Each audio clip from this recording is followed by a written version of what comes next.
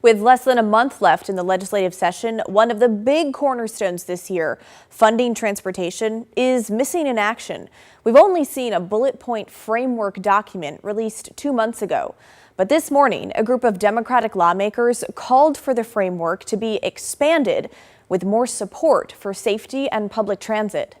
If we take a purely traditional single occupancy vehicle approach to this, as we've done for most of our history, we are going to fail. What we need to provide is an adequate transportation system, infrastructure for people who want to keep using their own cars for all their travel, and a viable option for folks who might want to do something else. That option has to be reliable and convenient, and that is the challenge of transit.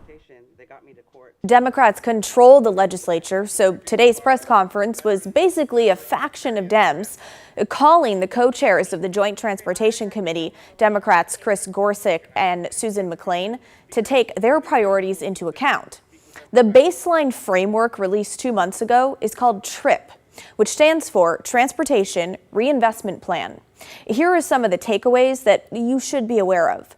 A 20-cent per gallon jump in the gas tax over the span of 6 years, a $66 increase in registration fees, a $90 increase in vehicle title fees, and a new system use fee, which would be a 1% fee the state would collect when you buy a vehicle based on how much it costs, and plans to phase in a pay-per-mile plan, starting with electric vehicles as early as next year.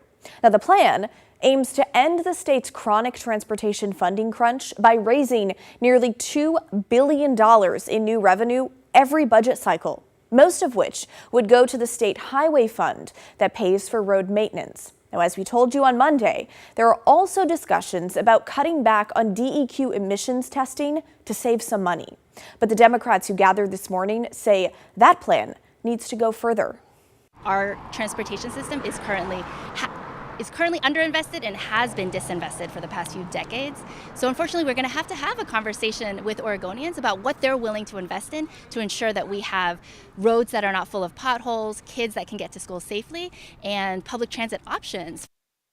Now, their proposed version, which they call SAFE, modern, affordable, reliable transportation, as in SMART, leaves a lot of the TRIP framework in place, but pushes some of the tax hikes even higher, raising the gas tax by 40 cents, for example, rather than 20. They said the extra revenue would prevent any service cuts at transit agencies statewide, and it would mean much more money for many of the TRIP plan's proposed investments, 5 times as much money for safe routes to school, for example, plus money for new investments like grants and rebates for electric vehicles and chargers.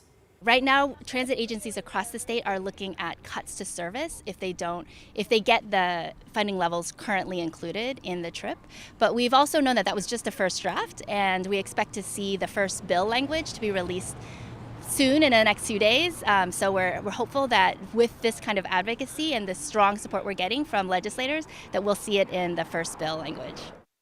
So once the package is made public, allegedly coming any day now, there will no doubt be plenty of political drama and proposed amendments from Democrats and Republicans. Back in April, House Minority Leader Christine Drazan called the initial framework, quote, a slap in the face. She said the focus should be on what she called ODOT's core mission.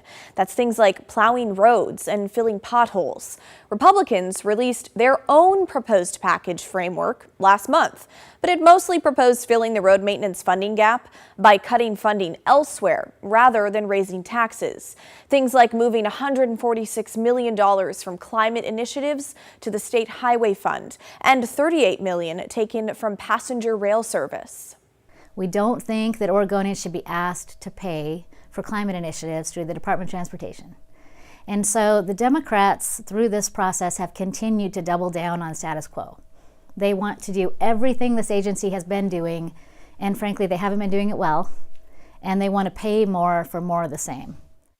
Now, one of the most eye-catching pieces from the GOP was a proposal to take half the revenue from the public transit payroll tax and give it to truckers for 2 years as a tax break to repay them. Because, according to Republicans, truckers pay a disproportionate share of the tax right now. Now, after 2 years, The entire payroll tax would go to the highway fund.